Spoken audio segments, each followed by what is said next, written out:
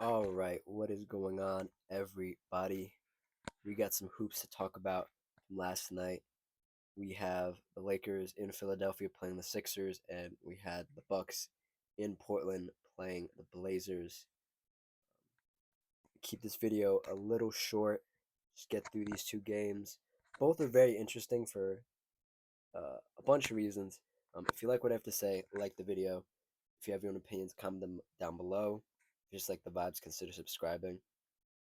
I am a tad under the weather, so if I sound a bit different, there are a lot more pauses. If you hear sniffling, I apologize. Um, but as I said, we are going to get through these quickly, so you don't have to hear me sniffle and pause the recording every like 3 or 4 minutes. Anywho, I actually want to start in reverse. I want to do Bucks Blazers first, the late night game, and then we'll do 76ers Lakers, um, the more evening game. Um, I I just want to say I called this one. I said the Blazers were gonna beat the Bucks. You look at the numbers. You look how they beat them last time. You could argue the Blazers played even better than they did the last time they played the Bucks. Um, just some quick numbers here. There's a lot of Blazers that did a lot of good things. First and foremost, shout out Denny Avdia, 30 points, 9 rebounds, 2 assists, 3 of 7 from three, 10 of 18 overall from field goal. Then you have DeAndre Ayton, 21 points, 14 rebounds.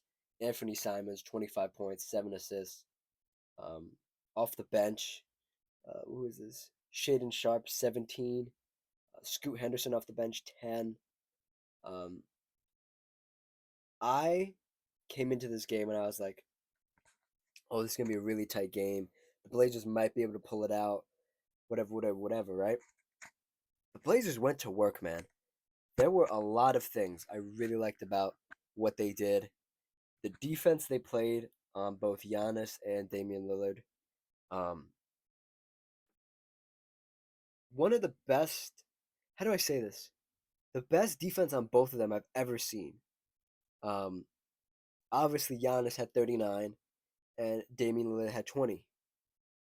But Damian Lillard shot 7 for 17 from field goal, and Giannis shot 17 to 24. Um, he had 4 personal fouls, though. Those are very important. Those are very critical because a lot of those were offensive fouls for Giannis. The Blazers were moving their feet. They were getting in front of him. They were trying to make him think twice. Obviously, he didn't have to think that hard. He almost had 40.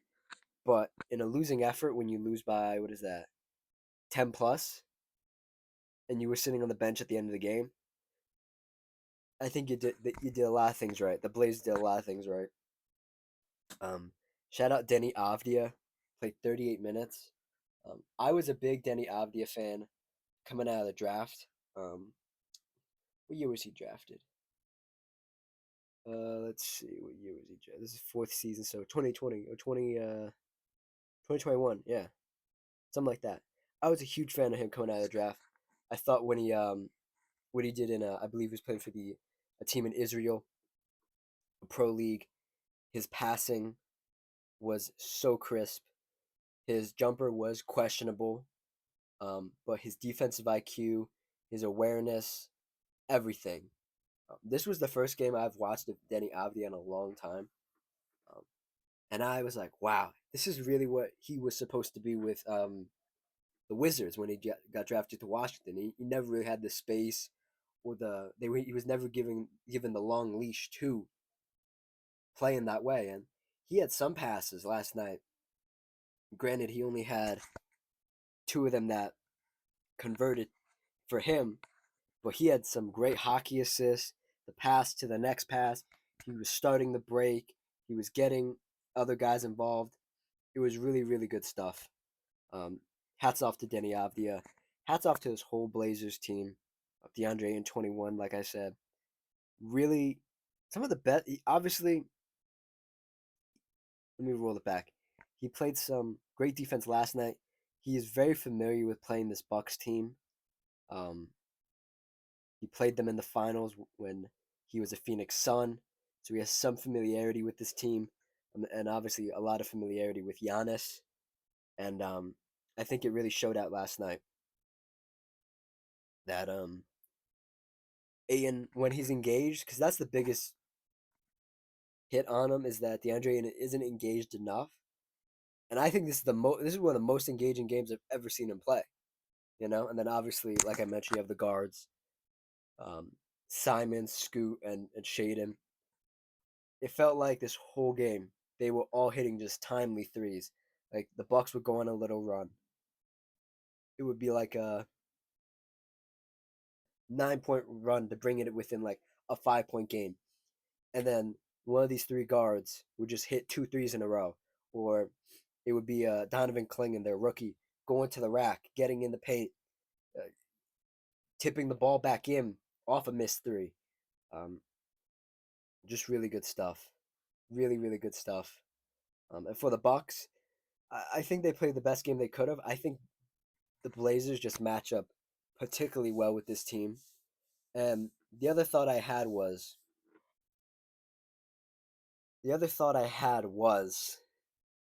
I don't mean to be like too critical of this person, but I think everybody knows that if you're in any NBA space, any NBA conversation, um, Chris Middleton, the former All Star, NBA champion, has continued to come off the bench for them. He was a huge part of their game plan in years past, and this year he just hasn't looked like himself. Double ankle surgery this past offseason. That's one on each ankle.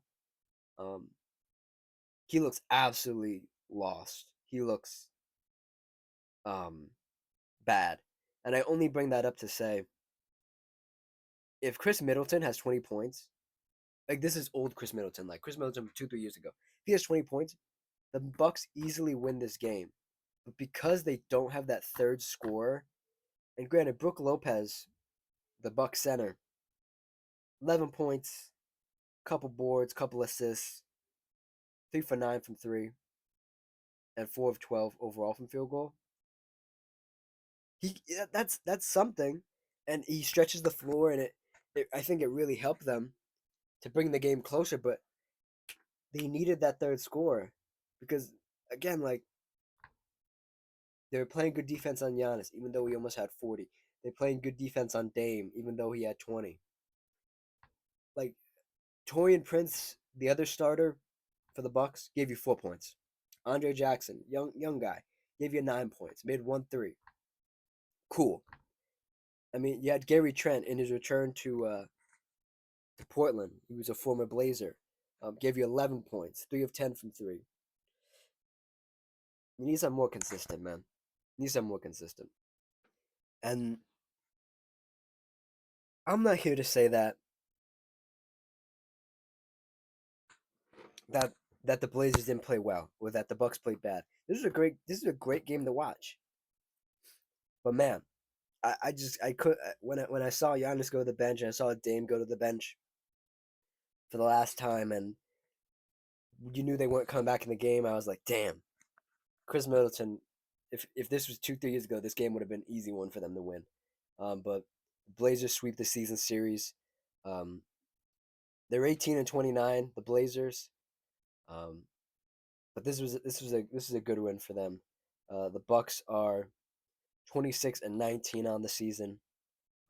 The final score was Blazers 125 to the Bucks 112.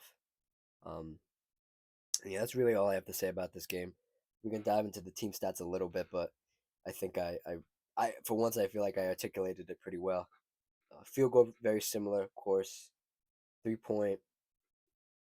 Blazers actually shot it better. um, Free throw.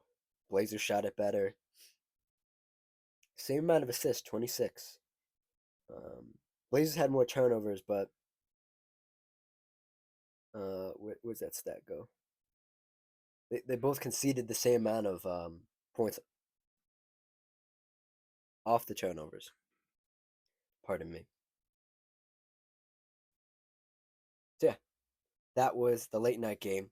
Let's move into the early game or the evening game. This game, let's see. All right, here we are. This game was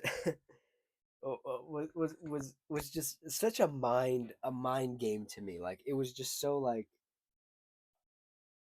just like I don't even know. It was just freakish to watch. It was just so freakish. Um, because you come into this game thinking you have LeBron and AD for the Lakers. Um, and you have the Philadelphia 76ers. Don't have a backup center. Paul George and Joel Embiid both out. Tyrese Maxey did play for them. He played 36 minutes. And you think when you watch the first 10 minutes of this game, you're like, oh, wow, AD's killing it. Anthony Davis is killing it. They can't stop him, blah, blah, blah, blah, Team looks good. They're hitting threes, whatever, whatever. And then you see Anthony Davis walk to the locker room. And then you hear on the broadcast, Anthony Davis questionable to come back. That was like maybe at the end of the first quarter. And then at the beginning of the next half, the beginning of the third quarter, they say, yeah, he ain't coming back. He has an abdomen muscle strain or contusion or something. He's not coming back. And man, this Laker team freaking sucked without Anthony Davis. They looked so bad. Um, Before I jump into them, let me get the superlatives out of the way. Let me get the good stuff out of the way. Um, Philadelphia played their butts off, man. Like I said, if Philly was going to win this game, they needed Tyrese Maxey to have a huge game. He had 43 points last night. 9 for 9 from free throw, 4 of 11 from 3-point line. Split his field goal 15 for 26. Kelly Oubre Jr., 20 points. Goshan Yabusele, 14.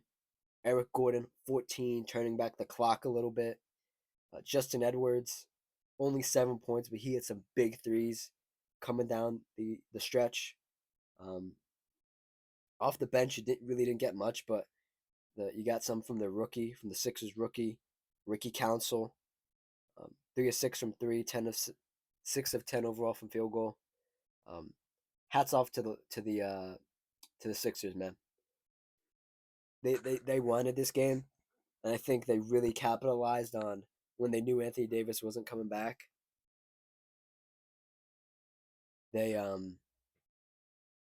They they put their foot on the gas. They really did.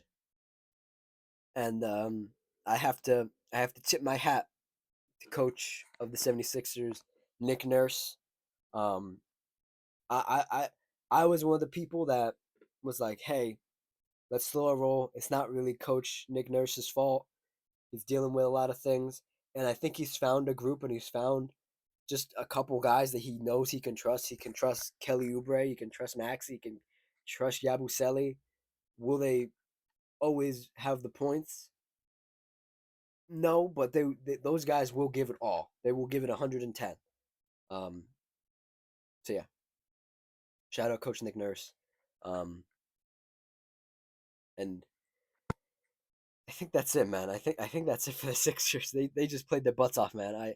I was so freaking impressed by this team. Um, right out of the gate, they were on it. I think obviously if AD plays the whole game, it's a different sort of scenario. But what are you gonna do? Anthony Davis gets dinged up. I'm not gonna say anything about it because he has had those times in the past, Anthony Davis, where he hasn't played and he's consistently played the last couple of seasons. So a little ab strain isn't anything I'm too worried about or I'm gonna make fun of him for. What I am gonna do is say this Laker team looked flat. It looked bad. Um, LeBron, 31 points, 9 assists, 8 rebounds, 10 for 11 from the free throw line, 1 of 4 from 3, 10 of 16. At times, and granted, LeBron James is 40 years old now. He is 40. right? I can't be too hard on him. I just can't. But man, the body language sucked. The intensity sucked. The numbers look good. They look good. He played 33 minutes. He tried. He tried, but at time the body language looked terrible.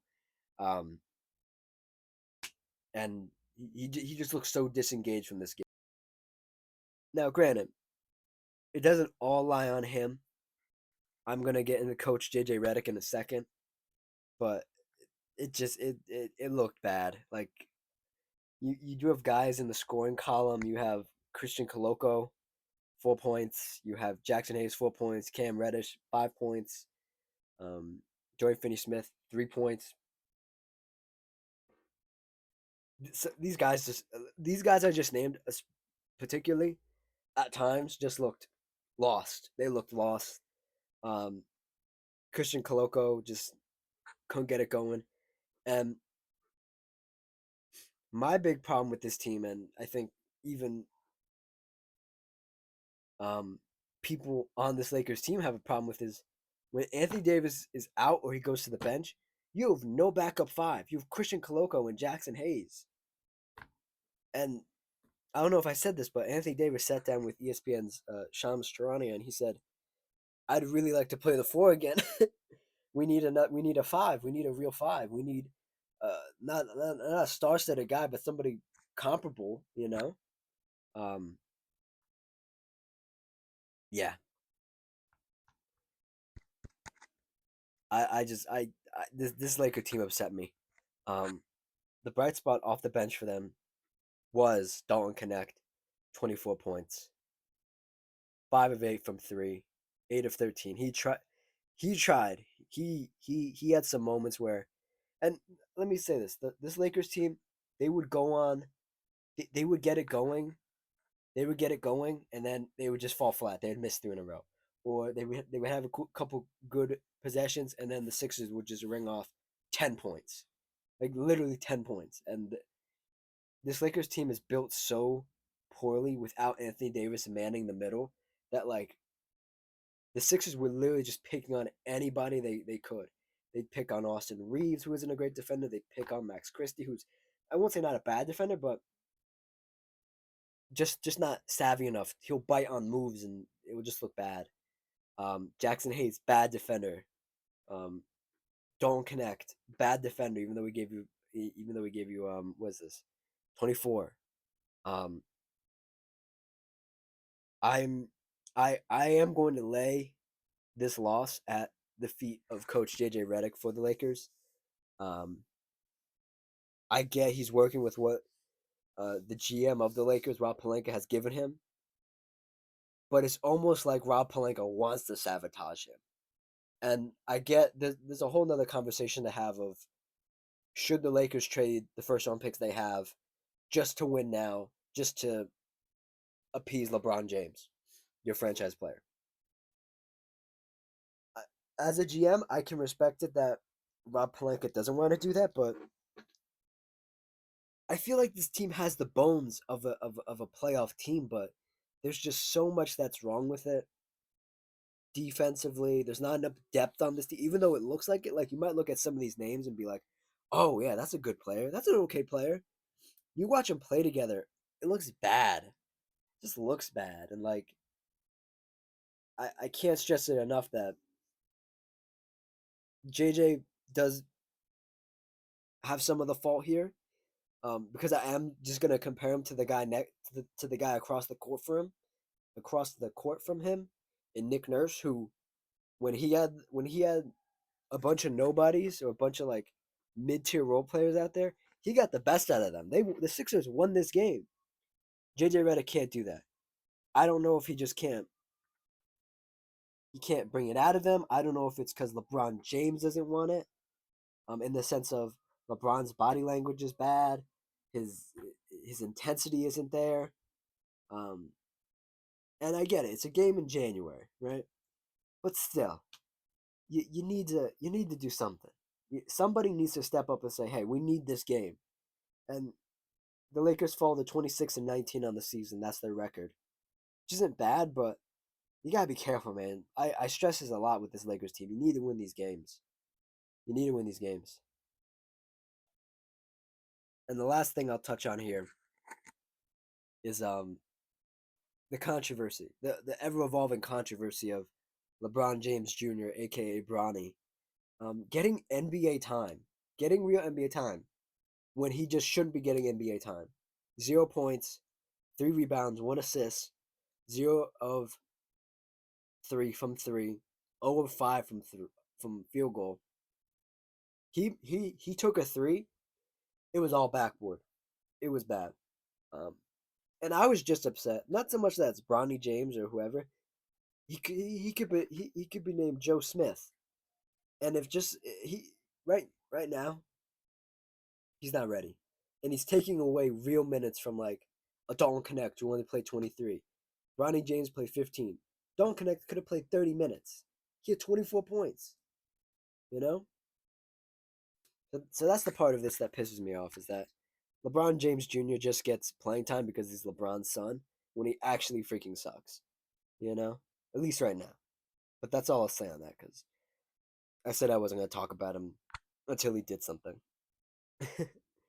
um, last few things here, team stats. The Lakers had a better field goal percentage. Um, Lakers had a slightly worse 3 point percentage. Lakers had a better free throw percentage.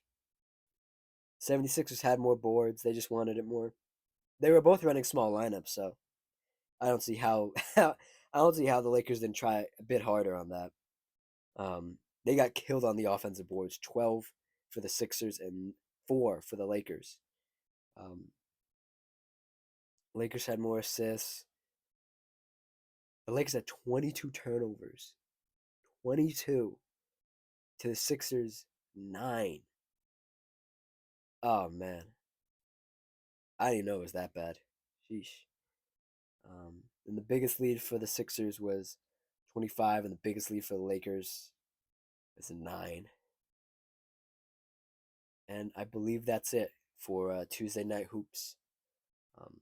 If you want to know my opinions on tonight's games Wednesday night, the 29th, video was uploaded yesterday where I talked about a bunch of games, previewing a bunch of them. You want to check that out? I'll put a card up in the right hand corner. There is a lot of stuff going on in the NBA right now. De'Aaron Fox requested a trade. He only wants to go to San Antonio. Jimmy Butler's been suspended again. Um, Brandon Miller's out for the rest of the season for the Hornets. Jalen Johnson's out for the Hawks with a torn labrum. Left labrum. Damn, that's a tongue twister. I do want to talk about some of that stuff. I just don't want to make the video super long, so we'll get to that eventually. And maybe by the time I get to it, there will already be a resolution for those trade requests for Jimmy Butler getting suspended. He might get traded. We'll talk about all that when I have the time and the video can be a little less long. All right. So thank you for watching. Thank you for listening. Like, comment, subscribe, all that stuff. Cheers.